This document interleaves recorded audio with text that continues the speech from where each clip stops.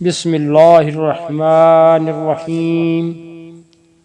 میرے پیارے دوستو، حضرت سعد بن مالک رضی اللہ تعالی عنہ کا واقعہ بیان کر رہا ہوں۔ حضرت سعد بن مالک رضی اللہ تعالی عنہ فرماتے ہیں کہ میں اپنی ماں کی بہت خدمت کیا کرتا تھا اور ان کا پورا اطاعت گزار تھا۔ جب مجھے اللہ نے اسلام کی طرف ہدایت کی تو میری والدہ مجھ پر بہت بگڑی اور کہنے لگی، بچے، نیا دین تو کہاں سے نکال لایا ہے؟ سنو، میں تمہیں حکم دیتی ہوں کہ اس دین سے دستبردار ہو جاؤ، ورنہ میں نہ کھاؤں گی نہ پیوں گی اور یوں ہی بھوکھی مر جاؤں گی۔ میں نے اسلام کو نہ چھوڑا، میری ماں نے کھانا پینا ترک کر دیا اور چوطرف سے لوگ مجھ پر آواز کسنے لگے کہ یہ اپنی ماں کا قاتل ہے۔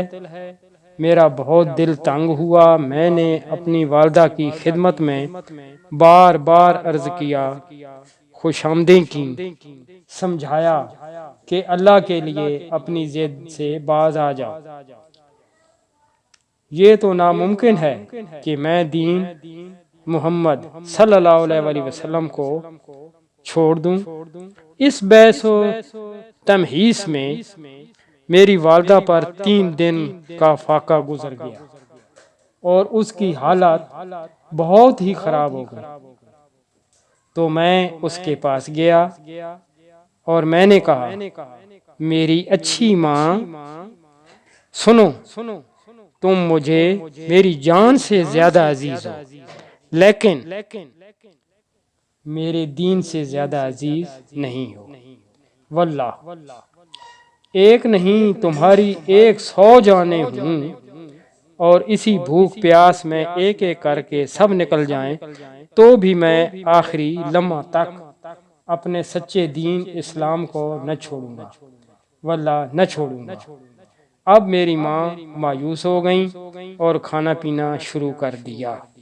اس سے یہ سبق ملتا ہے کہ سچے دین میں بہت طاقت ہے۔